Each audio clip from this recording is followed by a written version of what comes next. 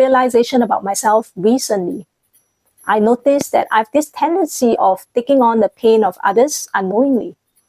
It could be taking on the depressive emotions when loved ones suffer. It could be that feeling of guilt that arises from politely declining a lunch appointment of a colleague who couldn't lunch alone. It could be an acquaintance reaching out and asking me to be a messenger for somebody else, or a stranger asking a barrage of questions that I do not need to answer urgently.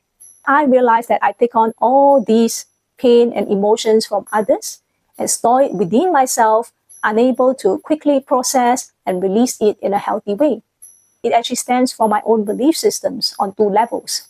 First, I feel the need to be there for them, that I can't bear to let them struggle on their own. And on a second level, their belief that they're unable to assist themselves, therefore I need to be there. And come to think of it, that is a very disempowering belief, not allowing others to experience their own journey and trusting that they too will have that courage and resilience to process and emerge stronger.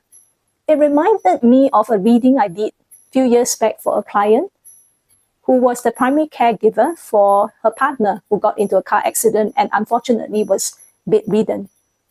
So throughout the session, her questions revolved around how she can better support her partner, how she can do even more for the partner.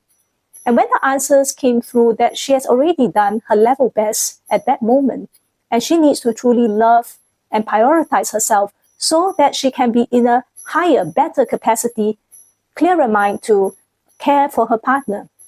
She was unable to accept all these answers coming through. She was unable to even receive the healing that came through for her to assist her to be in a clearer, more peaceful state.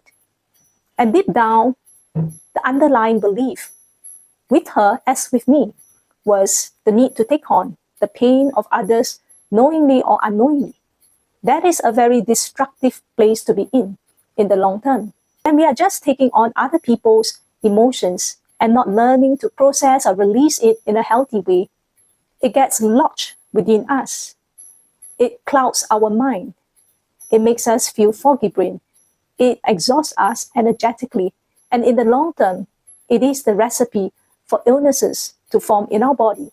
And before we even be there for others, let's think how we can be there for ourselves, how we can truly love and cherish ourselves, be that brighter light for ourselves so that we can be that brighter light and space for others